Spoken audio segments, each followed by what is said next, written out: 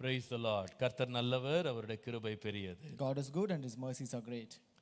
இந்த காலை வேளையிலேயும் நாம் எங்கே விட்டோமோ அங்கே தொடர்ந்து நாம் இன்னைக்குள்ள தியானத்தை நாம் தொடரலாம். So even this morning let us continue our meditation from the place where we left yesterday. நீதிமொழிகளின் புஸ்தகம் 3ஆம் அதிகாரம் 5 முதல் 6 வசனங்கள். Proverbs chapter 3 verses 5 and 6. நீதிமொழிகள் 3ஆம் அதிகாரம் 5 முதல் 6 வசனங்கள். Proverbs 3 verses 5 and 6. உன் சுய புத்தியின் மேல் சாயாமல் உன் முழு இருதயத்தோடும் கர்த்தரில் நம்பிக்கையாயிருந்து உன் வழிகளில் எல்லாம் அவரை நினைத்துக்கொள், அப்பொழுது அவர் உன் பாதைகளை செவ்வைப்படுத்துவார். Trust in the Lord with all your heart and lean not on your own understanding. In all your ways acknowledge him and he shall direct your paths. அப்பொழுது அவர் உன் பாதைகளை செவ்வைப்படுத்துவார். And he shall direct your paths.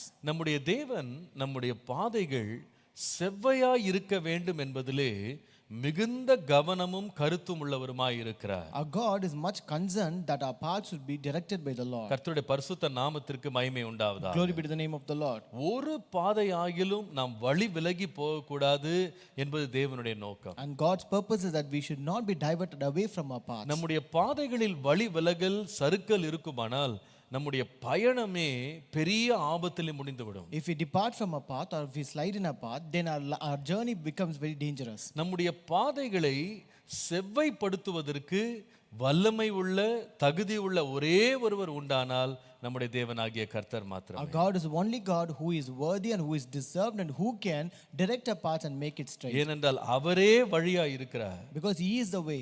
அவரே வழியை உண்டு பண்ணுகிறார். And he is the one who makes the way. நம்முடைய தேவன் நம்முடைய பாதைகளை செவ்வையாக்க வேண்டுமானால், If God are to direct our paths, அவர் நம்மிடத்திலே 3 காரியங்களை he எதிர்பார்க்கிறார். is expecting 3 things from us. அந்த வசனத்தை வாசித்தால் If we read this verse, முதலாவது நாம் செய்ய வேண்டியது, உன்னுடைய சுய புத்தியின் மேல் நீ சாயாதே. first, do not lean on your own understanding. நேற்றைக்கு ஆண்டவருடைய கிருபையினாலே இதிலிருந்து நாம் கற்றுக்கொண்டோம். And by the grace of God, yesterday we learned from this. ஏன் ஆண்டவர் புத்தியை கொடுத்துவிட்டு சுய புத்தியிலே சாயாதே என்று ஏன் சொல்லுகிறார்? Why does the Lord give us an understanding but says not to lean on our own understanding? நேற்றைக்கு நாம் 4 காரணங்களை நேற்றைக்கு நாம் கவனித்தோம். Yesterday we saw 4 reasons. இன்றைக்கு நாம் அடுத்த காரியத்துக்கு போகலாம். So today let's go to the next one. உன் சுய புத்தியில் சாயாமல் இரு என்று மாத்திரம் சொல்லாமல் வேதம் சொல்லுகிறது, உன் முழு இருதயத்தோடும் கர்த்தரில் நம்பிக்கையாயிரு. It not only says lean not on your own understanding, but again it says trust in the Lord with all your heart. உன் முழு இருதயத்தோடு அவர்ல நம்பிக்கையாயிரு. Trust in the Lord with all your heart. கர்த்தருடைய நாமத்திற்கு மகிமை உண்டாவதாக. Glory be to the name of the Lord. நம்முடைய தேவனோடு நாம் நடக்கும் ஜீவியத்தினுடைய அடிப்படையே நாம் அவரை முழு இருதயத்தோடும் நம்ப வேண்டும் அல்லது நம்புவதனால் மாத்திரமே. The very base of our life with God is just by trusting the Lord with all our heart. நம்முடைய இருதயத்திலே அவர் மேல் நம்பிக்கை வைப்பதினால்தான், நம்முடைய விசுவாசத்தினால்தான் நாம் அவரோடு ஐக்கியத்தை பெறுகிறோம். So only when we trust the Lord and when we have that faith in our life, only then we will have a fellowship with the Lord. விசுவாசம் இல்லாமல் தேவனுக்கு பிரியமாய் இருப்பது கூடாத காரியம். For without faith it is impossible to please God. நீங்கள் விசுவாசம் இல்லாமல் கர்த்தரண்டை சேருவது கூடாத காரியம். And also we cannot draw near to God without faith. ஆகவேதான் நீங்கள் எபிரேயருக்கு எழுதின நிருபம் 11ஆம் அதிகாரம் 6ஆம் வசனத்தை வாசித்தால், That's why if you read Hebrews chapter 11 and verse 6, விசுவாசம் இல்லாமல் தேவனுக்கு பிரியமாய் இருப்பது கூடாத காரியம், ஏனென்றால் தேவனிடத்தில் சேருகிறவன் அவர் உண்டென்றும்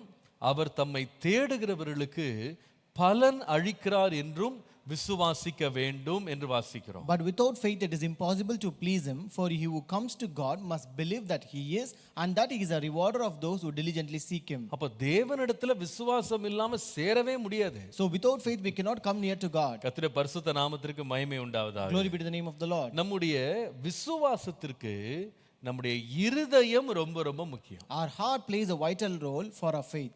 இருதயம் ரொம்ப ரொம்ப முக்கியம். Our heart is very important. ரோமருக்கு எழுதின நிருபம் 10ஆம் அதிகாரம் 10ஆம் வசனம் பாருங்க. Romans 10 and verse 10. நீதி உண்டாக இருதயத்திலே விசுவாசிக்கப்படும், ரட்சிப்புண்டாக வாயினாலே அறிக்கை பண்ணப்படும் என்று வாசிக்கிறோம். For with the heart one believes unto righteousness and with the mouth confession is made unto salvation. அப்போ இருதயத்துல தான் அந்த நம்பிக்கை, அந்த விசுவாசம் என்பது அது அஸ்திபாரப்படுகிறது. So only it is in heart that this belief or faith is being laid down. இந்த இருதயத்துல விசுவாசிக்கப்படும் விசுவாசம் வேதம் சொல்லுகிறது அரைகுறையாக அல்ல, உன் முழு இருதயத்தோடு நீ கர்த்தரிடத்துல நம்பிக்கையாயிரு. So this truth, this faith or the belief that we have in our heart, it should not be half the way, but it says with all your heart. இது ரொம்ப ஆழமான ஒரு வார்த்தை. It is a very deeper word. நீ முழு இருதயத்தோடு நம்பு.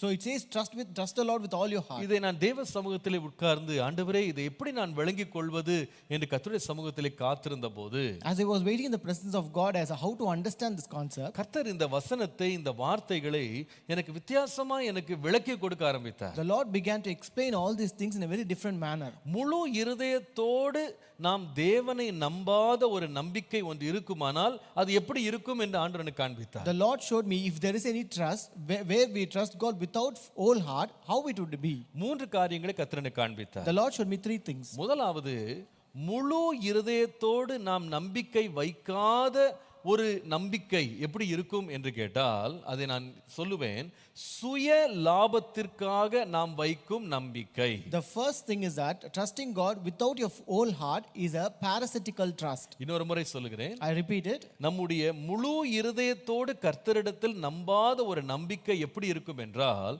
அது சுய லாபத்திற்காக தேவனை சார்ந்து கொள்ளுகிற ஒரு நம்பிக்கை. Trusting God without your whole heart is a parasitical trust. நீங்கள் எபிரேயர் 12 அதிகாரம் முதல் 2 வசனங்களை வாசித்தால், If you read Hebrews 12 first 2 verses, ஆகையால் மேகம் போன்ற திரளான சாட்சிகள் நம்மை சூழ்ந்து இருக்க பாரமான யாவற்றையும் நம்மை சுற்றி நெருங்கி நிற்கும் பாவத்தையும் தள்ளிவிட்டு விசுவாசத்தை துவக்குகிறவரும் முடிக்கிறவருமாய் இருக்கிற இயேசுவை நோக்கி நமக்கு நியமித்திருக்கிற ஓட்டத்திலே பொறுமையோடே ஓடக்கடவோம் என்று வாசிக்கிறோம். Therefore we also, since we are surrounded by so great a cloud of witnesses, let us lay aside every weight and the sin which so easily ensnares us, and let us run with endurance the race that is set before us, looking unto Jesus, the author and finisher of our faith. கர்த்தருடைய பரிசுத்த நாமத்திற்கு மகிமை உண்டாவதாக. Glory be to the holy name of இதுல God. முக்கியப்படுத்துகிற ஒரு வார்த்தை, நம்முடைய விசுவாசத்தை துவக்குகிறவரும் முடிக்கிறவருமாகிய இயேசு. The word I want to emphasize here is Jesus, the author and finisher of our faith. நல்லா கவனிங்க. Listen carefully. விசுவாசத்தை நாம ஆரம்பிக்கிறது கிடையாது. We don't begin faith here. யார் ஆரம்பிக்கிறானா தேவன் ஆரம்பிக்கிறார். It is God who begins the faith. விசுவாசம் என்பது நம்முடைய பலத்தினாலோ சத்துவத்தினாலோ ஞானத்தினாலோ முயற்சியினாலோ நடைபெறுகிற ஒரு காரியம் அல்ல.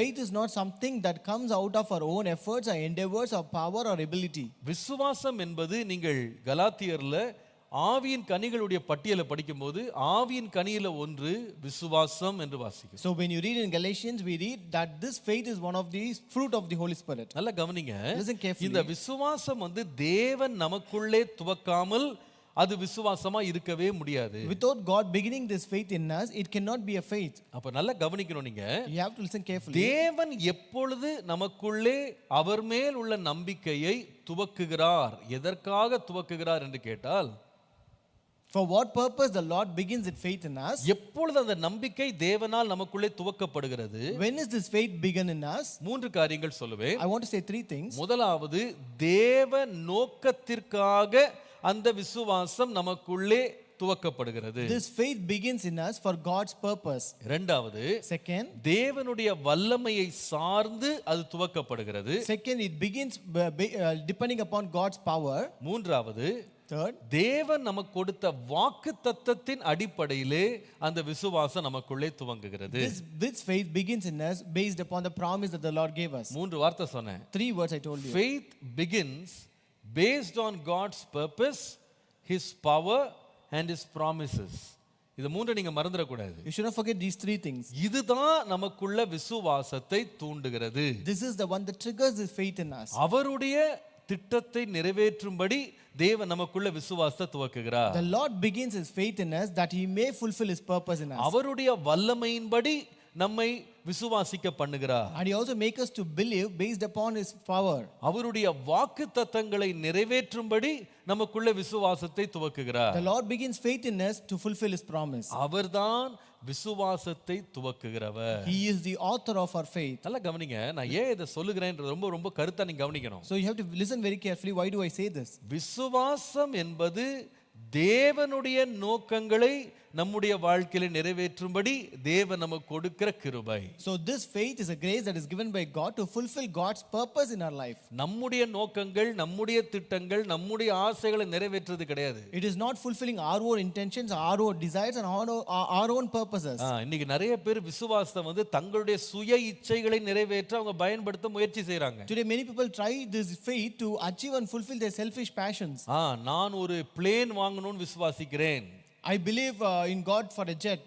நான் ஒரு ஐபோன் வாங்க வேண்டும் என்று விசுவாசிக்கிறேன். I believe in the Lord to buy an iPhone. நான் ஒரு கார் வாங்க வேண்டும் என்று விசுவாசிக்கிறேன். I believe in God for a car. நான் வீடு வாங்க வேண்டும் என்று விசுவாசிக்கிறேன். I believe in God for a house. இது தேவனுடைய திட்டமா இருந்தா ஒண்ணும் பிரச்சனை இல்ல. If this is a plan of God, there is no problem. ஆனால் இது நம்முடைய சுய இச்சையிலிருந்து வெளியே வருமானால் இதற்கு தேவன் நமக்குள்ள விசுவாசத்தை துவக்க மாட்டார். But if this comes out of a selfish passion, then the Lord will not begin faith for this. இன்னைக்கு நிறைய பேர் கண்ணால பார்க்கறதெல்லாம் தங்க வாழ்க்கையில அனுபவிப்பதற்காக விசுவாசம் விசுவாசம் விசுவாசம் என்று அலைமோதுகிறார். Today people just whatever they see by their ears, they want to experience in their life. Therefore they call it as faith, faith and faith. அதனால இந்த விசுவாசத்தை எப்படி பண்ணிடுறாங்கன்னா தேவன் மேல ஒரு அட்டை பூச்சிய மாதிரி ஒட்டிட்டு எல்லாம் உறிஞ்சிரலாம் நினைக்கிறாங்க. So they consider, they tried this faith to be like a leech that gets attracted to God and try to extract everything from him. அதான் நான் சொன்னேன், faith is not a parasite. நம்பிக்கை என்பது தேவன் மேல் வைக்கிற நம்பிக்கை என்பது நம்முடைய சுய லாபத்துக்காக தேவனிடத்திலிருந்து உறிஞ்சி கொள்ளுகிற ஒரு அட்டை மாதிரி கிடையாது. So this faith is not like a parasite to extract things from God.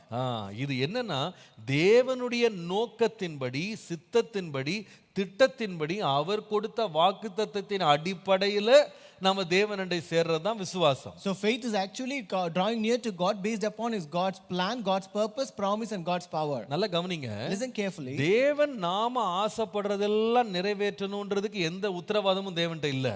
God doesn't have any responsibility or obligation to fulfill whatever that we ask for. ஆனால் அவர் ஒரு காரியத்தை வாக்கு பண்ணியிருப்பாரானால், but if he has promised something, அவர் அந்த திட்டத்தை வைத்திருப்பாரானால், if he has such a plan for us, அது அவருடைய சித்தமா இருக்குமானால், if that is God's purpose, நிச்சயமாவே சொல்லுவேன் அந்த விசுவாசம், அந்த நம்பிக்கை பலன் கொடுக்கும். I will tell you truly that faith will bring forth fruits. நமக்கு தெரியும் ஜெபம் பண்ணும்போது நமக்கு விசுவாசம் தேவை. We know very well that when we pray we need faith. நீங்க விசுவாசத்தோடு எதை கேட்பீர்களோ பெற்றுக்கொள்வீங்க. Whatever you ask in faith you will receive it. ஆனா இது நாணயத்தின் ஒரு பகுதி தான். But this is one side of a coin.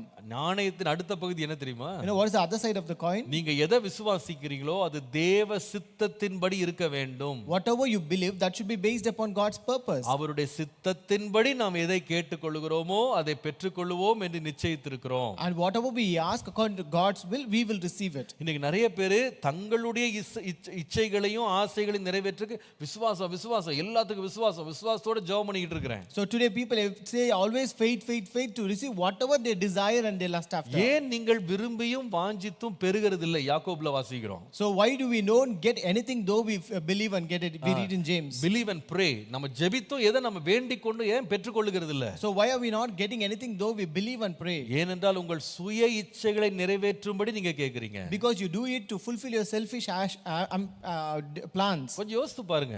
Just think about this. விசுவாசனால எல்லாம் கூடும், விசுவாசனால எல்லாம் கூடும்ன்ற நாணயத்தின் ஒரு பக்கத்தை மாத்திரம் நம்ம எடுத்து நம்ம இதை வச்சு ஒரு இறையியலை ஒரு நம்பிக்கையை நம்ம வந்து பில்ட் பண்றோம்னு வச்சுக்கிடுங்களேன். So just consider that we build a faith based upon one side of a coin where you say we get everything out of faith.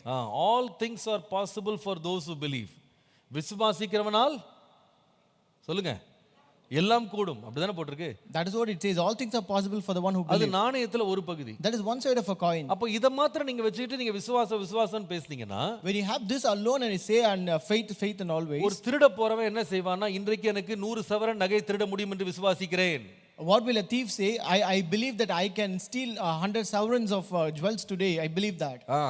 ஒழுக்கம் கெட்டவன் என்ன சொல்லுவானா, எனக்கு 3 மனைவி கிடைக்கும்னு விசுவாசிக்கிறேன். A immoral man would say, I believe that God, I will get 3 wives today. இதெல்லாம் விசுவாசம் கொண்டு வர முடியுமா? So can faith bring all these things? அப்ப விசுவாசம்ன்றது நம்ம இச்சைகளை நிறைவேற்றுறது கிடையாது. So therefore faith is not something fulfilling our own desires. நம்ம ஆசைகள்ல இருந்து எழும்பி வந்து நம்மள திருப்திப்படுத்துறது கிடையாது. It is not something that comes out of our lust and fulfills our passions. விசுவாசம் என்பது தேவன் ஏற்கனவே வெளிப்படுத்தி இருக்கிற அவருடைய சித்தம், அவருடைய நோக்கம், அவருடைய வாக்குத்தத்தங்கள், இதை நிறைவேற்றுவதற்கு தான் தேவன் நமக்குள்ள விசுவாசத்தை தர்றாரு. Faith is something the Lord begins within us to fulfill his plan, purpose and his promise.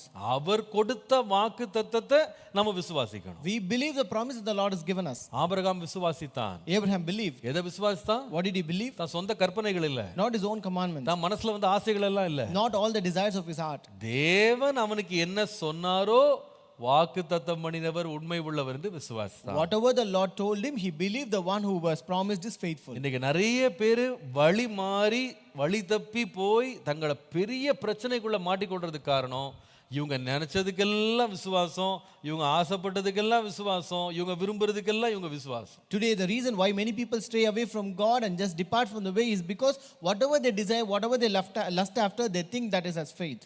முழு இருதயத்தோடும் கர்த்தரில் நம்பிக்கையா இருக்கிறதுனா அர்த்தம் என்னன்னா, என்னுடைய ஆசைகளை நான் நம்பல, என்னுடைய விருப்பங்களை நான் நம்பல, தேவனுடைய சித்தத்தையும் தேவனுடைய நோக்கத்தையும் தேவனுடைய வாக்குத்தத்தங்கள் மேல முழு இருதயத்தோடு நம்பிக்கையா இருக்கிறேன். What is trusting God with all your heart? It is not trusting God for your wishes, your desires and your lust, but trusting God based upon his promise, his plans and his purpose. உங்களுக்கு தெரியும், பிசாசானவன் இயேசுவை ஒரு முறை சோதித்தது நமக்கு தெரியும். We know very well where Satan tried to tempt Jesus once. அவன் என்ன சொன்னான் தெரியுமா? You know what did he நீ say? தேவகுமாரனானால் தாழ குதியும். He said, if you are the son of God, you cast yourself down from this cliff. Jump You jump இந்த from this உயரத்துல இருந்து jump பண்ணுங்க. You jump from this place. பைபிள்ல போட்டிருக்குல்ல, தேவ தூதர் உங்களை தங்களுடைய கரங்களில் ஏந்தி கொள்வார்கள் போட்டிருக்குல்ல. It's written in the Bible that the angels will carry you from this place. ஆனால் இது சாத்தான் தூண்டினாலும் இயேசு அதற்கு அடிபணியவே இல்லை. But though the Satan instigated him, he did not bow to ஆண்டவர் கொடுத்த பதில் என்ன தெரியும்ல? Now what was the reply that the Lord gave? தேவனாகிய கர்த்தரை நீ பரீட்சை பாராதிருப்பாயாக. You shall not tempt the Lord your God. வசனம் கிடைச்சிட்டு இஷ்டத்துக்கு செய்ய வேண்டியதெல்லாம் செய்யறது கிடையாதுப்பா. It's not that just because you have the word you can do whatever you want. இது தேவ சித்தமா? Is this the will of God? இது தேவ நோக்கமா? Is this the purpose of God? இது தேவன் எனக்கு கொடுத்த வாக்குத்தத்தமா? Is this a promise given by God? அதை நான் விசுவாசிக்கிறேன். That I believe it. நம்ம நினைக்கிறேன் விசுவாசத்தை துவக்குகிற இயேசுவே அநேக காரியங்களை அவர் எதிர்பார்க்கவும் இல்லை, அவர் நம்பவும் இல்லை. Even the Lord who begins his faith in us, he himself don't expect much things. He did not even do many things. அவர் விசுவாசத்தால் எல்லாமே செய்ய முடியும். He can do many things out of faith. ஆனால் அவர் செய்யல. But he did not do that. உதாரணமாக, For example, சிலுவையிலிருந்து இறங்கிவான்னு கூப்பிட்டாங்க. they called him to come from cross. வந்தாரா? Did he come down? வர முடியாதுன்னு நினைக்கிறீங்களா? Do you think he won't come? He can't come. வருவார். He will. வர முடியும். He can come. வரல. But he did not. ஏன்? Why? அவருக்கு தெரியும். You know very well. இது தேவ சித்தம் அல்ல. This is not the will of God. இது தேவ சித்தம் அல்ல. This is not the will of God. பாருங்க, அங்க வந்து பேதுரு வந்து சொல்லுகிறார், இது உமக்கு வேண்டாம் ஆண்டவரே, இந்த வழியில நீங்க போகாதீங்கன்னு சொன்னா அவனை பின்னாக போ சாத்தானேன்னு தான் சொன்னாரே தவிர அதை வரவேற்கல. Even when Peter said, Lord, you should not go through this path, you do not want this to happen to you, Jesus did not welcome that, rather he said, go behind Satan. உங்களுக்கு தெரியும், அந்த ராத்திரி வேளையில அவரை பிடிக்க வந்தபோது பேதுரு அந்த வேலைக்காரனை காதரை வெட்டி போட்டான். So even you know very well, when they came to arrest Jesus in the night time, Peter cut down the ear of a soldier. Servant மல்கஸ் அவனை வெட்டி போட்ட உடனே இயேசு சொல்றாரு, உன் பட்டயத்தை உரையில போடு. So Jesus said immediately, put your sword into its cover. ஏனென்றால் நான் இப்பொழுது வேண்டிக் கொண்டால் என் பிதாவானவர் 12 லேகியோன்களுக்கு அதிகமான தூதர்களை எனக்கு இப்ப கொண்டு வந்து விடுவிக்க முடியும். உனக்கு தெரியாதா? Because he said, even if I make a petition to the Lord, my Father is able to send down 12 legions of angels now and to deliver me. அப்போ ஆண்டவருக்கு தெரியும், என்னால எல்லாமே செய்ய முடியும். So God knows he can do anything. அவருக்கு இல்லாத விசுவாசமா நம்மகிட்ட இருக்கு. So do we have a faith that God doesn't have? விசுவாசத்தை துவக்குகிறவர். He is the one who is the author of the faith. ஆனா விசுவாசத்தை இன்டிஸ்கிரிமினேட்டா அவர் யூஸ் பண்ணல. எல்லாத்துக்கும் கண்டதுக்கெல்லாம் அவருக்கு நினைச்சதுக்கெல்லாம் அவர் தப்பிக்கிறதுக்கெல்லாம் அவர் பிரச்சனையை தீர்க்கிறதுக்கெல்லாம் அவர் விசுவாசத்தை யூஸ் பண்ணல. He did not use that faith indiscriminately for everything, whatever, to solve every problem that he had. அவருக்கு தெரியும், He know very well. இந்த பாத்திரம் நீங்க கூடுமானா நீங்கட்டும், So if this vessel ought to be, if this cup ought to be departed from me, let it be removed from me. ஆனால் என்னுடைய சித்தம் அல்ல உம்முடைய சித்தம். But not my will, but your will be அப்ப done. நீங்க நல்லா விளங்கிக் கொள்ளணும், But you have to understand, விசுவாசத்தை நம்முடைய சுய பிரயோஜனத்துக்காக, சுய ஆசைகளுக்காக, சுய சித்தங்களுக்காக நிறைவேற்றுவது முழுவதுமாக முழு இருதயத்தோடு கர்த்தரை நம்புவதல்ல. so trusting God with all your heart is not fulfilling our desires for not trusting God for fulfilling our own desires, our own selfish passions. நீங்கள் அப்போஸ்தலர் நடபடிகள் 8ஆம் அதிகாரம் 9 முதல் 13 வசனங்கள் அப்புறமா வாசித்து பாருங்க. So you read later Acts chapter 8 verses 9 to 13. பிலிப்பு என்பவன் சமாரியா பட்டணத்துல போய் ஊழியம் செய்கிறார். So here Philip was ministering in the Samaria. பல அற்புதங்கள் அடையாளங்களை தேவன் அவர் மூலமாய் நிறைவேற்றினார். The Lord was accomplishing many miracles through him. அநேகர் அவனை ஏற்றுக்கொண்டு அவனுடைய சுவிசேஷத்தை ஏற்றுக்கொண்டு ஞானஸ்நானம் பெற்றாங்க. Many people saw it, they accepted God and they were baptized. அப்பொழுது அந்த ஊர்ல வந்து சீமோன் அப்படின்ற ஒரு மாயவித்தைக்காரன் ஒருவன் இருந்தான். So there was a man named Simon who was practicing sorcery in the city. அவன் அந்த ஜனங்களை பிரமிக்க பண்ணி கொண்டிருந்த ஜனங்கள் மத்தியில பெரியவனாக கணிக்கப்பட்டான். So he was astonishing the people and he claimed he was someone great among the people. எத்தனையோ காலமாய் மாயவித்தைகளை பண்ணினதுனால அவனை ரொம்ப மதித்து வந்தார்கள் ஜனங்கள். And people also honored him and they respected him because he was doing the sorcery for many days. பிலிப்புவினுடைய பிரசங்கத்தை கேட்டு எல்லாரும் விசுவாசிச்ச உடனே இந்த சீமோன் என்ன செய்தான்னா அவனும் விசுவாசிச்சு ஞானஸ்நானம் பெற்றுக்கிட்டான். But when he saw many people believed Philip and they were baptized, this Simon also believed and baptized. அவன் என்ன பார்த்தான் தெரியுமா? Now what did he see? என்னடா நம்ம மாயமா வித்தை பண்றோம். See, we do all kinds of sorcery and magic. இது வந்து மேஜிக், இது வந்து மேக் பிலீவ், இது உண்மை கிடையாது, மாயமான வித்தை. So this is something magic. இது வந்து பெரிய அதிசயம் கிடையாது, அதுல ஒரு மாயம். So this is not a wonder or miracle, but it is a magic or sorcery. ஆனால் இந்த பிலிப்பு இருக்கிறார், இவர் உண்மையாகவே அற்புதங்களை செய்யறாரு. But this Philip is doing miracles truly. அப்ப நம்மள விட இவர்ட்ட பவர் ஜாஸ்தியா இருக்கு. So he has got more power than me. நம்ம டூப்ளிகேட்டா இவர் ஒரிஜினலா இருக்காரு. So I am duplicate but he is original. உடனே விசுவாசிச்சா ஞானஸ்நானம் எடுத்துட்டான். Immediately he believed and was baptized. கொஞ்ச நேரத்துல பாத்தீங்கன்னா அப்போஸ்தலர்கள் கிளம்பி வர்றாங்க. So after some time apostles came there. சமாரியாவுக்கு வந்து அவங்க எல்லார் தலைமையில கை வைத்தா எல்லாரும் அபிஷேகம் பெற்றுக்கொள்றாங்க. So when they came to Samaria and when they lay hands on all the people, they were filled with the Holy Spirit. இத பார்த்த உடனே இவனுக்கு இப்போ என்ன தோடுதுன்னா, So when he saw this, what did he think? பழைய business நம்ம விட்டுட்டோம். We have given up our old business. முன்னால வாழ்க்கையே மேஜிக் பண்ணி சம்பாரிச்சோம். Earlier we were doing all the magic and we were earning for our income. ஜனங்கள் எல்லாம் பிரமித்துட்டு இருந்தாங்க. All the people were astonished at our magic. இப்போ மேஜிக்கை விட்டுட்டோம். But now we have given up this magic. இப்போ இந்த பரிசுத்தாவின் அபிஷேகம் நம்மளுக்கு கிடைச்சிருச்சுனா, இந்த வரம் நம்ம யார் மேலலாம் கை வைக்கிறோமோ அவங்களுக்கு அபிஷேகம் கிடைக்கிற வரம் கிடைச்சிட்டா நம்ம திருப்பி பிசினஸை வேற லெவல்ல தொடரலாம். So if we get this power and gift where when I lay hands on people, if they receive this Holy Spirit, I can start again another business. இப்போ பழைய பிசினஸ் மேஜிக் பிசினஸ், இப்போ புது பிசினஸ் வந்து வரம் business. So our old business was magic business, now the new business is giving this power to other people. பணத்தை கொண்டு வந்து பேதுருட்ட கொடுத்தான். So he brought the money and gave it to Peter. பேதுரு என்ன சொன்னா?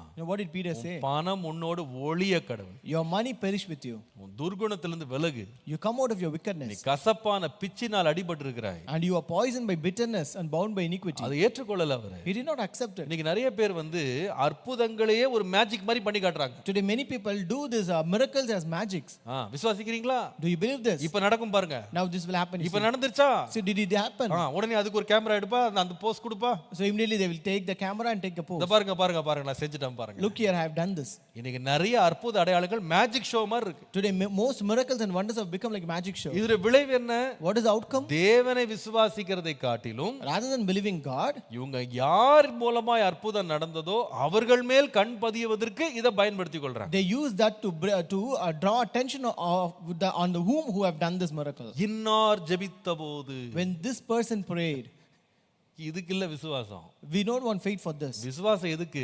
We need faith for what? அவருடைய சித்தத்தை நிறைவேற்றதுக்கு, to fulfill his purpose, அவருடைய நோக்கத்தை நிறைவேற்றதுக்கு, to fulfill his things. கர்த்தருடைய நாமத்துக்கு மகிமை உண்டாவதாக. Glory be to the name of the Lord. அவருடைய நாமத்திற்கு மகிமை கொண்டு வருவதற்கு, to bring glory to God, அவர் நமக்கு கொடுத்த வாக்குத்தத்தங்கள் நிறைவேறுவதற்கு, to fulfill the promise that the Lord has given us. அப்போ நம்ம விசுவாசம், தேவன் மேல் நம்பிக்கை அப்படின்றது முழு இருதயத்தோடு நான் கர்த்தரில் நம்பிக்கையா இருக்கிறேன் அப்படின்னா அதுல வந்து மறைமுகமான எந்த ஒரு திட்டமும் அதுல கிடையாது. So when you say you trust God with all your heart, there is no any kind of hidden agenda in that. அதாவது எனக்கு என்ன பேர் கிடைக்கும், எனக்கு என்ன லாபம் கிடைக்கும், எனக்கு என்ன வருமானம் கிடைக்கும், அதுக்கு பயன்படுத்துறது நம்பிக்கை இல்ல. So this faith is not something that you use to get your own name, your fame and your profit and income. அப்படி கிடையாது. Not that way. அது என்னன்னு சொன்னா, ஆண்டவரே என்னுடைய மனதுக்கு ஏற்றபடி அல்ல, முழு இருதயத்தோடும் உண்மையில நம்பிக்கையா இருக்கேன். Lord, not according to my heart, but I trust you with all my heart. உம்முடைய சித்தம் நிறைவேறதுக்கு எனக்குள்ள விசுவாசத்தை பெருக பண்ணும். Lord, increase this faith in me to fulfill your purpose. உம்முடைய நோக்கங்கள் நிறைவேற எனக்குள்ள விசுவாசம் அதிகரிக்கட்டும். Lord, let this faith increase in me to fulfill your will. உம்முடைய வாக்குத்தத்தங்களுக்கு நேரா என்னை கிட்ட இழுக்கிறதுக்கு விசுவாசம் பெருகட்டும். Lord, this faith increase in me that it may draw me near to your promises. கர்த்தருடைய பரிசுத்த நாமத்திற்கு மகிமை உண்டாவதாக. Glory be to the name of the அப்ப Lord. முதலாவது விசுவாசம்ன்றது என்ன? முழு உள்ளத்தோட கர்த்தரை விசுவாசிக்கிறதுனா என்ன? So what do you mean by trusting God with all your heart? சுய லாபத்திற்காக நான் நம்பிக்கை தேவன் மேல வைக்கல. I don't have a parasitical trust on God. இம்மைக்காக மாத்திரம் நாம் தேவன் மேல் நம்பிக்கை உள்ளவர்களா இருப்போமானால் நாம் பரிதபிக்கப்படத்தக்கவர்களா இருப்போம். If you trust God for the present things, we would be much pathetic. கர்த்தருடைய நாமத்துக்கு மகிமை உண்டாவதாக. Glory be to the name of the Lord. இரண்டாவது, Second, உண்மையாக முழு இருதயத்தோடு கர்த்தரை விசுவாசிக்கிறதுனா அர்த்தம் என்ன? what do you mean by trusting God with all your heart? இரண்டாவது, எது தேவனை முழு இருதயத்தோடு நம்பாத நம்பிக்கைனா முழுமையற்ற ஒரு நம்பிக்கை. So what is trusting God without your whole heart? It is partial trust. இன்னொரு சொன்னா பகுதி நம்பிக்கை. So it is partial trust. யாக்கோபின் நிருபம் 1 அதிகாரம் 5 முதல் 8 வாசிங்க. James chapter 1 verses 5 to 8. உங்களில் ஒருவன் ஞானத்தில் குறைவுள்ளவனாய் இருந்தால் யாவருக்கும் சம்பூர்ணமாய் கொடுக்கிறவரும் ஒருவரையும் கடிந்து கொள்ளாதவருமாகிய தேவனிடத்தில் கேட்க கடவன், அப்பொழுது அவனுக்கு கொடுக்கப்படும். ஆனாலும் அவன் எவ்வளவாகிலும் சந்தேகப்படாமல் விசுவாசத்தோடே கேட்க கடவன். சந்தேகப்படுகிறவன் காற்றினால் அடிபட்டு அலைகிற கடலின் அலைக்கு ஒப்பா இருக்கிறான். அப்படிப்பட்ட மனுஷன் தான் கர்த்தரிடத்தில் எதையாகிலும் பெறலாம் என்று நினையாதிருப்பானாக. இரு மனம் உள்ளவன் அவன் வழிகளிலெல்லாம் நிலையற்றிருக்கிறான். If any of you lacks wisdom, let him ask of God, who gives to all liberally and without reproach, and it will be given to him. But let him ask in faith with no doubting, for he who doubts is like a wave of the sea driven and tossed by the wind. For let not that man suppose that he will receive anything from the Lord. He is a double-minded man, unstable in all his ways. முழு இருதயத்தோடு கர்த்தர்ல நம்பிக்கையா இருந்தா அர்த்தம் என்ன தெரியுமா? What do you mean by trust God with all your heart? பங்கு போடாத நம்பிக்கை. A trust which is not partial or partitioned. பங்கு போடாத நம்பிக்கை. A trust which is not partial. ஆண்டவரே, கொஞ்சம் நான் என் மேல நம்பிக்கிறேன், கொஞ்சம் நீங்க உண்மையில நம்பிக்கை வச்சுக்கிறேன். Lord, I have little faith on myself and little faith on you. கொஞ்சம் என்னுடைய சொந்தக்காரங்களை நம்புறேன், கொஞ்சம் உம்மையில நம்புறேன். Lord, I have partial faith on my relatives and partial faith on you. கொஞ்சம் நான் மனுஷனை நம்புறேன், கொஞ்சம் தேவனை நம்புறேன். Lord, I partially believe you, I partially believe men. கொஞ்சம் பிரயாசத்தை நம்புறேன், கொஞ்சம் தேவனை நம்புறேன். I partially believe my efforts and partially believe God. அப்படி கிடையாது. Not that way. ஆண்டவர் சொல்ல, என்ன நம்புறேன்னா முழு இருதயத்தோடு நம்பிடு. God says, if you trust me with all your heart. என்னால எல்லாம் கூடும் நம்பு. You believe that everything is possible by me. என்னால எல்லாம் ஆகும் என்று நம்பு. Trust that everything is possible by me. மனுஷனால் கூடாததும் தேவனால் கூடும் என்று உண்மையா நம்புப்பா. And believe that if there anything that is impossible by man is also possible by God. இன்னொரு விதமா சொன்னா, in other words, நீ நம்பிக்கை வைக்கும்போது இரு மனம் உள்ளவனாய் நம்பாதே. So if you believe or trust, don't be double minded. முழு இருதயத்தோடு நம்பு. Trust with all your heart. தேவன் நம்பிக்கையில மாத்திரம் யாருக்கும் பங்கு கொடுக்க தேவன் விருப்பறது இல்ல. The Lord doesn't want to share any space in trust with anyone. ரெண்டு எண்ணங்களால் எவ்வளவு காலம் குந்தி நடப்பீங்க? How long you will hop between two opinions? கர்த்தரே தேவனானா அவரை நம்புங்க. If God is the Lord, then trust him. பாகால் தேவன்னா பாகாலை நம்புங்க. If Baal is God, then trust Baal. நீங்க முழு இருதயத்தோடு கர்த்தரை நம்புறன்னு சொல்றது பங்கு போடாம முழுவதுமா கர்த்தர் மேல் நம்பிக்கை வைக்கிறது. So when you trust God with all your heart, it means that you have to trust God with everything, not partially or with partially. இரு மனதுக்கு இடம் கொடுக்கிறதே இல்ல. Don't give room for double mindedness. இன்னொரு வார்த்தை அங்க எழுதி இருக்கு. There is one more word written. எந்த விதத்திலும் சந்தேகப்படாம நம்புறது. And also believing with no doubting. அதாவது not double minded, not doubting. ரெண்டுமே இருக்க கூடாது. You should not have both the things. சந்தேகம்ன்றது என்னன்னா, what is doubting? முன்னாலயும் போகாது பின்னாலயும் போகாது. You will not go either front or back. அனல் இருக்காது குளிர் இருக்காது. It will not be either cold nor hot. கொஞ்சம் நம்பும் நிறைய சந்தேகப்படும். So it will believe little, it will have more doubts. அல்லது கொஞ்சம் நம்பும் கொஞ்சம் சந்தேகப்படும். And it will have a little faith and little doubt. அப்படி கிடையாது. Not that way. ஆண்டவரே, நான் முழு இருதயத்தோடு சந்தேகமே படாம ரெண்டு மனமா இல்லாம உம்மையே நம்புகிறேன். Lord, I trust completely with all my heart, without any doubt and without any double mindedness. ஆண்டவர் எப்பொழுதுமே பாருங்க, நம்மட்ட எதை எதிர்பார்த்தாலும் கொஞ்சத்தெல்லாம் இல்ல, கொடுத்தா முழுசா கொடுத்துரு. So whatever the Lord expects from us, it is not little, but He expects always the whole. உன் தேவனில் அன்பு கூற நினைச்சிட்டியாப்பா? If you want to love the Lord, நீ முழு இருதயத்தோடு அன்பு கூறு. love the Lord with our whole heart. உன் தேவனை சேவிக்கணும்னு நினைச்சியா? If you want to serve God, முழு பலத்தோடு நீ சேவி. serve God with all your strength. நீ தேவனை ஆராதிக்க விரும்புகிறாயா? If you want to worship God, உன் முழு பலத்தோடு அவரிலே நீ ஆராதனை செய். worship the Lord with all your strength. Hallelujah. Hallelujah. நீ கர்த்தருக்கு கொடுக்கணும்னு நினைச்சிட்டியா? If you want to offer to God, அரை மனசா கட்டாயத்துல எல்லாம் கொடுக்காத. don't give half-minded or with a compulsion, மனப்பூர்வமா கொடு. but willingly. முழு உள்ளத்தோட கொடுக்கறியா? நான் ஏற்றுக்கொள்றேன். If you give wholeheartedly, I will accept இந்த that. அரை மனசு, முக்கா மனசு, கால் மனசு இதெல்லாம் எனக்கு வேணாம். I don't want a half heart or partial heart and any of these things. நம்புறியா? முழுசா நம்பிரு. If you trust completely. நம்ப மாட்டேனே அந்த பக்கம் போயிடு. If you don't trust, just don't trust at all. நான் சொல்லுவேன், இந்த நடு மையமா இருக்க கூடாது. Don't be neutral. ஏசு சொன்னாரு, That Jesus said, என்ன நீ பின்பற்றணுமாப்பா? if you want to follow me, சிலுவை எடுத்துக்கோ, you carry my cross, உன்னையே வெறுத்துரு, you hate yourself, அப்ப என்ன பின்பற்றி வா. then you follow me. என்னை பின்பற்றி வா. Then you follow me.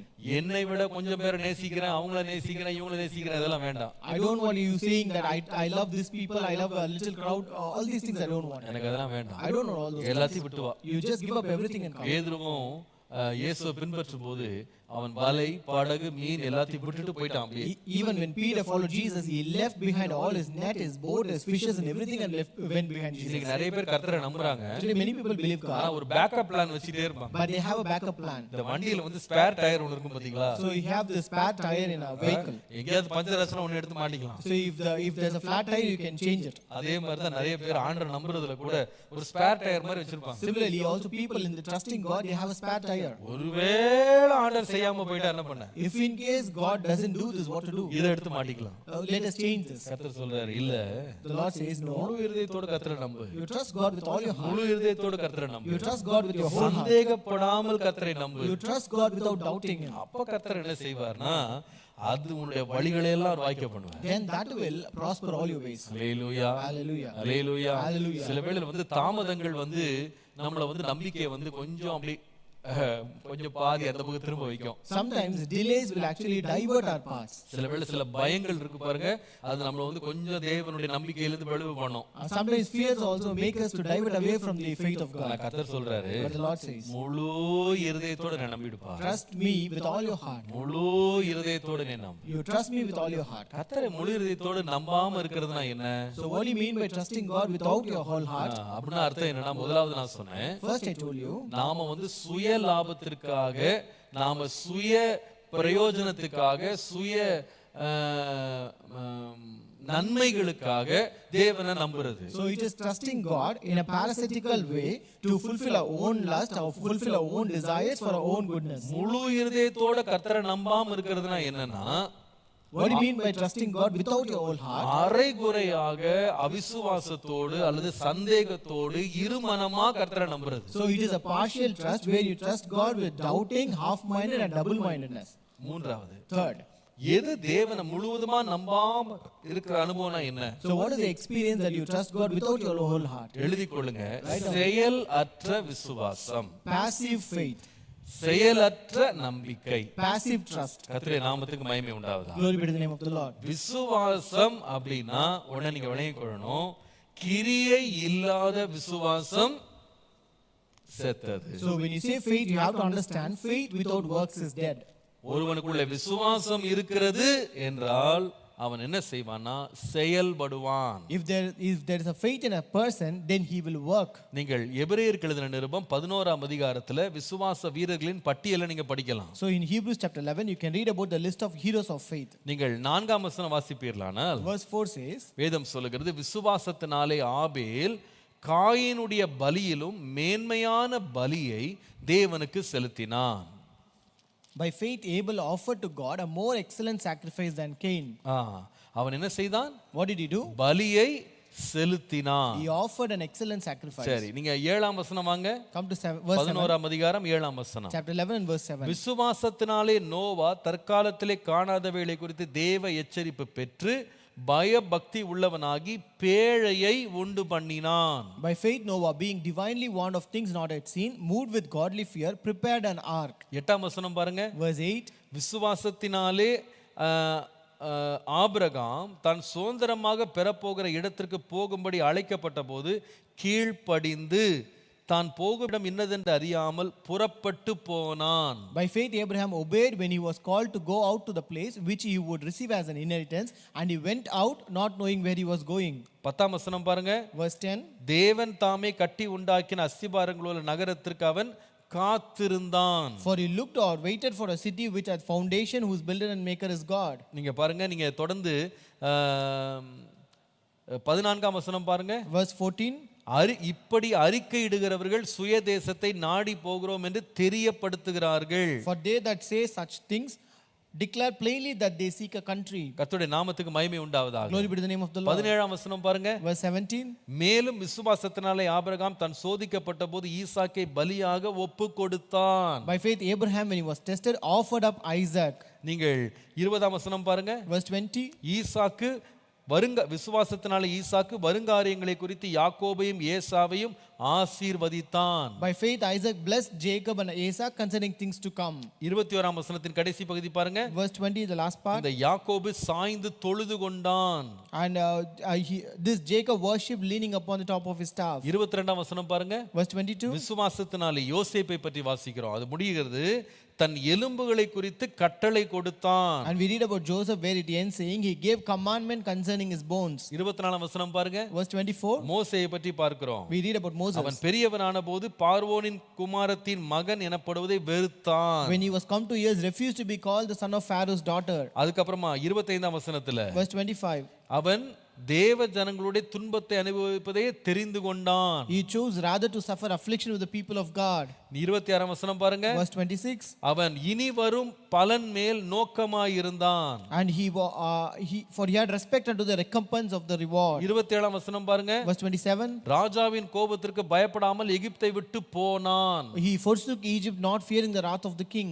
நீங்க 28ஆம் வசனம் பாருங்க. Verse 28. அவன் பஸ்காவையும் ரத்தம் பூசலாகிய நியமனத்தையும் ஆசரித்தான். And through faith he kept the Passover and the sprinkling of blood. நீங்க 31ஆம் வசனம் பாருங்க. Verse 31.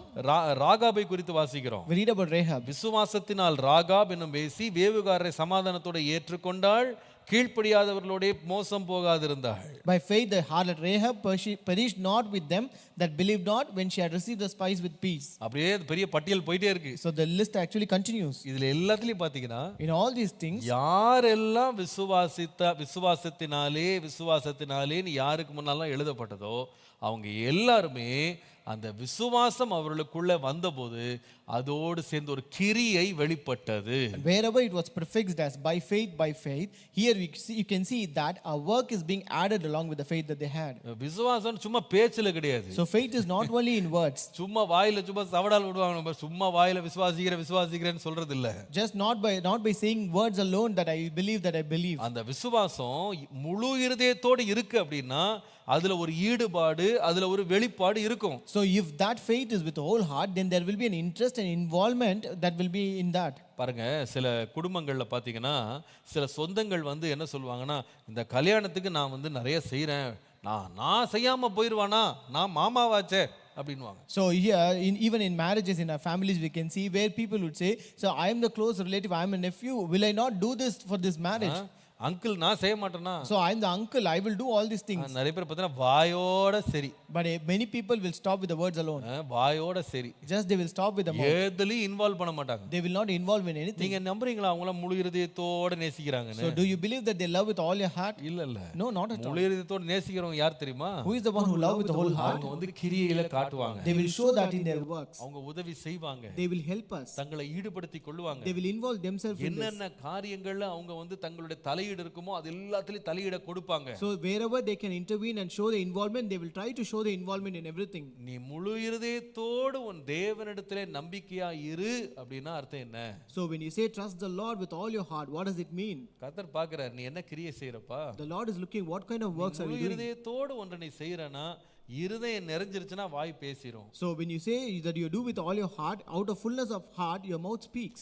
இருதயம் நிறைஞ்சிருச்சுனா அது கிரியையில காண்பிக்கும். so if your heart is full, then that will be shown in your works. இருதயம் காலியா இருந்தா கையும் காலியா. if your heart is empty, then your hand will be empty. நீ விசுவாசிப்பாயானால் நீ கிரியை செய்வாய். If you believe and have faith, then you will work. Abraham விசுவாசித்தான். Abraham believed. ஆனா தான் நாட்டுல உட்கார்ந்து இல்ல.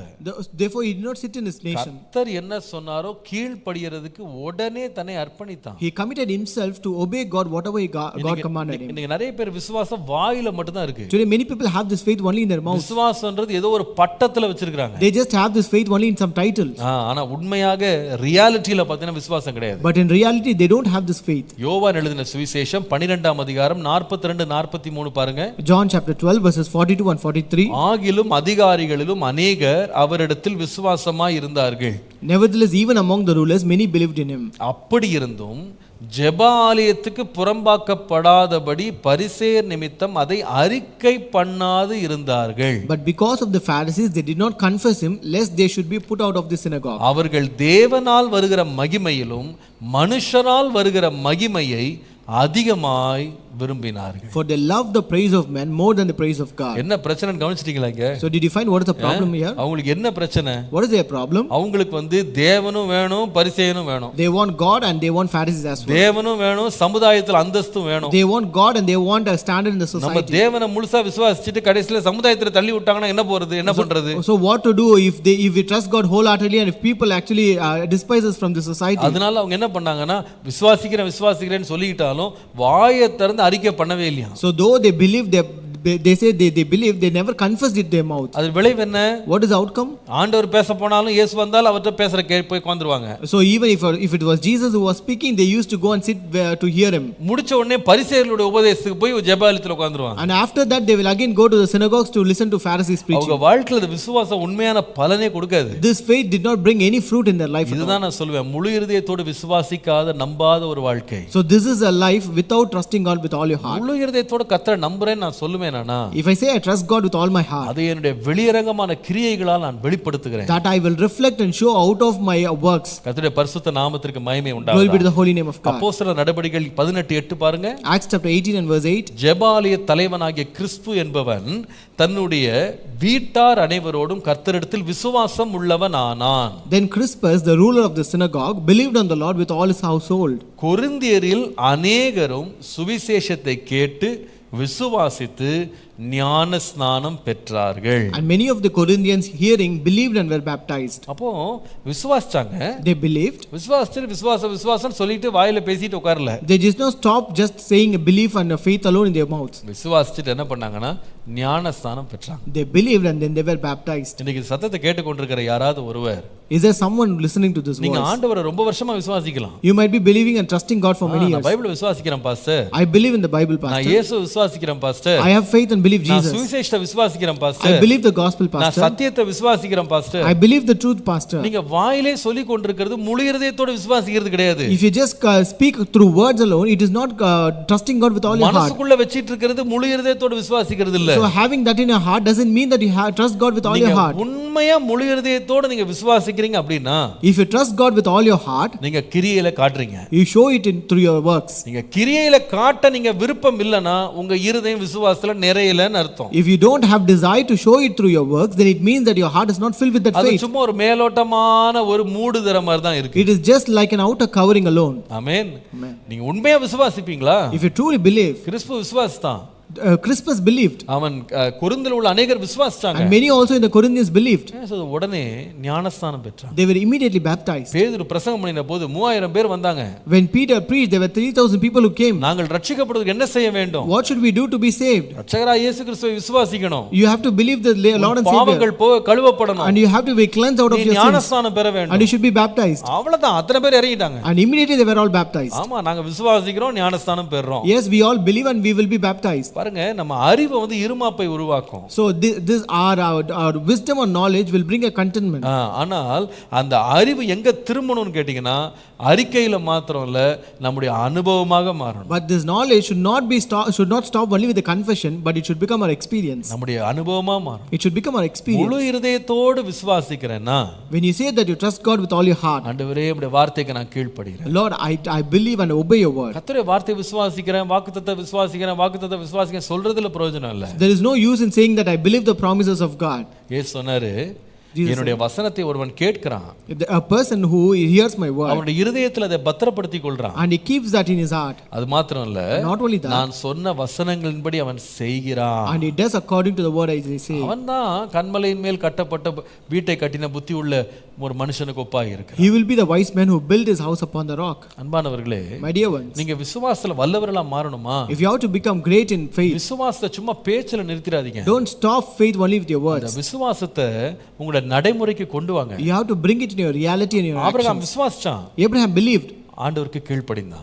and he obeyed God. ஆண்டவரே, நான் உங்களை விசுவாசிக்கிறேன், என் மகனை மரித்தோர்ல இருந்து எழுப்ப நீர் வல்லவர்னு விசுவாசிக்கிறேன்னு சொல்லி வீட்ல இருந்துட்டே பிரேயர் பண்ணல. He did not sit at home and pray, Lord, saying, Lord, I believe that you are able to bring my son again to back to life. எடுத்து செய்தான். He took it and did it. யார்கிட்டையும் கேட்காம அவன் பாட்டு கொண்டு போயிட்டான் பிள்ளைய. He never asked anybody. He just took his son. அவன் கடைசி வரைக்கும் கர்த்தர் அவனை தடுக்கிற வரைக்கும் அவன் கர்த்தரை கீழ்ப்படியணும்ன்றதுல அவன் முழு இருதயத்தோடு அவன் அர்ப்பணிப்போடு இருந்தான். Until the Lord stopped him, he was so much fully concerned, so fully committed to obey God. அவன் காண்கிறானோ காணலையோ, வருதோ வரலையோ, விசுவாசம்ன்றது நான் செயல்பட ஆரம்பிக்கிறேன். So whether I see it or not, whether I receive it or not, but when I have faith, then I will show it in my actions. பாருங்க, ஒரு செய்தியை கேட்டு உற்சாகப்படுத்தி கை தட்டி அபிஷேகத்தில் நிறையிறது ரொம்ப easy. So it is always easy to listen to a sermon being encouraged and you just clap and fill with that excitement. ஆனா கேட்ட வசனத்தை செய்யறதுக்கு பாருங்க, அது ரொம்ப கஷ்டம். But it's really difficult to do according to the word that you heard. முழு இருதயத்தோடு கர்த்தரிடத்தில் நம்பிக்கையாய் இருன்றதுக்கு அதுக்காக அந்த வார்த்தை பயன்படுத்தப்பட்டிருக்கு. So that is why this word is used, trust God with all your heart. கர்த்தர் மேல் நம்பிக்கையா இருந்து அப்படின்னு சொல்லி முடிக்கல. It did not stop just trust in the Lord. அது சொல்லுது முழு இருதயத்தோடு. It says trust in the Lord with all your heart. இருதயத்தோடுனா என்ன? What does it mean by full heart? நீ எதை நம்புறியோ அதை நீ செய்யப்பா. Whatever you believe, you do it. எதை நீ விசுவாசிக்கிறையோ அதை செயல்படுத்து. Whatever you believe, you just bring it into action. நீ எதை நம்புகிறாயோ அதற்கு கீழ்ப்படி. Whatever you believe, you just obey to it. இந்த கால டிவோஷன்ல கர்த்தர் உங்களோட பேசுறாரு. This morning, this devotion, the Lord is speaking with you. நீங்க என்ன விசுவாசிக்கிறீங்க தேவனை குறித்து? What are you believing about Jesus? தேவன் பெரியவர், தேவன் வல்லவர், தேவன் கொடுக்கிறவர், எல்லாம் விசுவாசிக்கிறீங்களா? You believe that God is great, God is good, God gives everything, God is powerful. நீங்க அதை எவ்வளவு செயல்படுத்தி இருக்கீங்க? But how much you have executed that? எவ்வளவு உங்க லைஃப்ல நீங்க அதை ட்ரை பண்ணிருக்கீங்க? How much you have tried that in your life? எவ்வளவு தூரம் உங்க வாழ்க்கையில அனுபவமாக நீங்க அதை அனுபவிச்சிருக்கீங்க? How far that you have made it an experience in your life? அது வெறும் ஒரு வார்த்தையா இருக்காது. Or is just a confession alone? ஏதோ ஒரு தத்துவமா இருக்கா? Or is just a philosophy? இல்ல. No. முழு இருதயத்தோடு விசுவாசிக்கிறேன். I trust God with all heart. முழு இருதயத்தோடு விசுவாசிப்பதுனா என்ன? What do you mean by trusting God with all your heart? காரியங்களை கர்த்தர் நம்மோடு பேசினார். The Lord spoke 3 things with us. என்னுடைய இருதயத்தில் உள்ளவைகளை நிறைவேற்ற நம்புறது இல்ல. It's not trusting God to fulfill my own desires. நான் ஒரு பாராசைட் மாதிரி இருந்துட்டு ஆண்டவருக்கு நன்மைகளை ஏன் சுய இச்சைகளுக்கு இன்பங்களுக்கு என்னுடைய சுய ஆசைகளுக்காக நிறைவேற்றும்படி தேவனை ஒரு பொருளாக ஒரு டூலாக நான் பயன்படுத்துறது கிடையாது. It's not using God as a tool and be like a parasite to extract things from God for my own desires and purposes. என் முழு இருதயத்தை கர்த்தருக்கு அர்ப்பணிச்சிட்டேன். I commit my entire heart to God. அவருடைய சித்தம், அவருடைய நோக்கம், அவர் எனக்கு கொடுத்த வாக்குத்தத்தங்களை முழுவதுமா நம்புறேன். I believe and trust his plan, his purpose and his promises that is given to me. என்னுடைய திட்டங்கள் அல்ல. Not my plans. நானா தெரிந்தெடுத்துக்கிட்ட வாக்குத்தத்தங்கள் கிடையாது. Not the promises which I chose for myself. எனக்கு தேவன் கொடுத்த வார்த்தையை நான் விசுவாசிக்கிறேன். I trust in the word that the Lord has given me. கர்த்தர் நமக்கு வாக்குத்தத்தம் கொடுத்திருப்பாரானால், if God has given us a promise, வாக்கு பண்ணினவர் அதை நிறைவேற்ற உண்மை உள்ளவர். the one who is promised is also faithful to fulfill it. Hallelujah. நீங்க இந்த ஃபெய்த் டாக்டரின் சொல்லி கண்டதெல்லாம் நம்புறேன், கண்டதெல்லாம் ஆசைப்படுறேன், கண்டதெல்லாம் எதிர்பார்த்துக்கிட்டு இருக்கிறேன்னு சொல்லி உட்கார்ந்திருக்காதீங்க. Don't sit that you trust this faith doctrine saying that whatever I see, whatever I desire, I trust everything and believe in it. இன்னொருத்தர் கிடைச்சது எனக்கும் கிடைக்கும். So whatever the other person has, I will also receive it. இல்ல. No, not that way. கர்த்தர் என்ன பத்தி என்ன வச்சிருக்காரு? What does the Lord have plan about myself? எனக்கான நோக்கம் என்ன? What is my purpose for God? அதற்கான கர்த்தரை விசுவாசிக்கிறேன். I believe God for that. என் சுய இச்சைகளை ஆசைகளை அதுல கொண்டு வர மாட்டேன். I don't bring my selfish passions and lust. தேவனையே சார்ந்த அவருடைய நோக்கங்களை நான் நம்புறேன். But I will just depend on the Lord and I will trust his purpose alone. இரண்டாவது சொன்னேன். Second, I told you. முழு இதயத்தோட கர்த்தரை நம்புறதுனா என்னன்னா, what do you mean by trusting God with all your heart? ஒரு சின்ன பகுதி கூட தேவன் மேல் சந்தேகமோ இருமனம் உள்ளவனா இருப்பதோ என் வாழ்க்கையில இருக்காது. So it is without partial trusting where I will not have any kind of doubt or double mindedness. கலப்பையில கை வைத்துட்டு பின்னிட்டு பார்க்கிறவன் எனக்கு தகுதி உள்ளவன் அல்ல. The one who has kept his hand in plow but turns back is not worthy to be done. ஆண்டவர் நம்மோடு பேசுறாரு. The Lord is speaking with இந்த us. கால ஆண்டவரே முழு இருதயத்தோடு மேல் நம்பிக்கையா இருக்க கிருபை தார். Lord, this morning give me grace that I may trust you with முழு all my heart. இருதயத்தோடு நம்புவதுனா என்ன? What do you mean by trusting God with all your heart? பேச்சிலே அல்ல, Not only confession, செயலாற்றுகிறேன். but I should bring it in action. கர்த்தர் இன்னைக்கு நம்மோடு பேசுறாரு. The Lord is speaking with us எதுல today. நீங்க கிரியை செய்யணும்? So what you should work out, எதை நீங்க செயல்படுத்தணும்? what you bring into action, எதுக்கு நீங்க உடனே கீழ்ப்படியணும்? what you are supposed to believe இன்னைக்கு immediately. தீர்மானிங்க. Today take an Rahab கேள்விப்பட்டாள், Rahab heard about it. அவள் விசுவாசித்தாள், She believed it தன் குடும்பம் முழுவதையும் ரட்சித்துக் கொண்டாள். and she saved her house. Hallelujah. Hallelujah. அவள் கிரியை செய்தாள். So she also worked for it. Abraham கிரியை செய்தார். Abraham worked out. நோவா கிரியை செய்தார். Noah acted.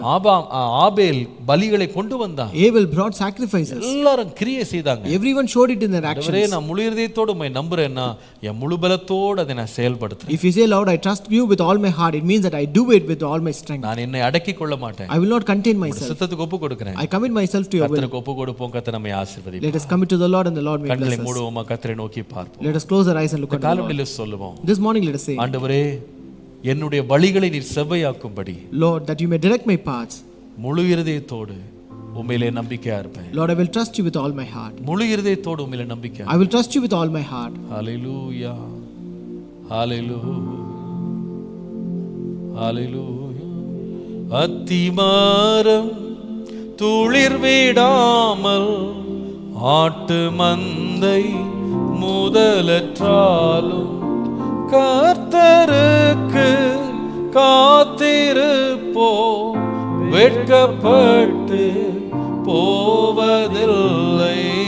கம்புவே இயேசுவை நம்புவே, இயேசுவை நம்புவே, இயேசுவை நம்புவே, இயேசுவை.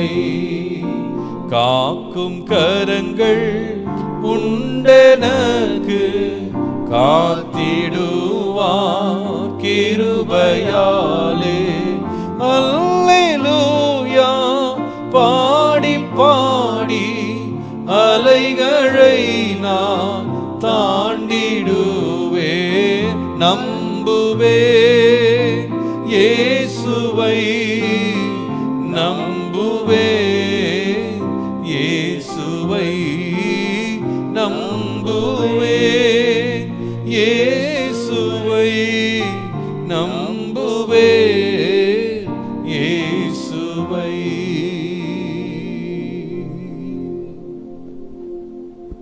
ஆண்டவரே, Lord, கர்த்தரில் நம்பிக்கையா இருந்து என்று அல்ல, முழு இருதயத்தோடு உம்மிலே நம்ப எங்களுக்கு கிருபை தார். Lord, it's not just trusting in the Lord alone, but Lord, give us grace that we may trust you with all our heart. எங்க மனதும் எங்க மாமிசமும் விரும்பினவைகளுக்கு உம்மை நம்பி பலன் அடையணும், நாங்க ஆசீர்வதிக்கப்படணும், நாங்க பயன்பெறணும் என்ற நம்பிக்கை அல்ல.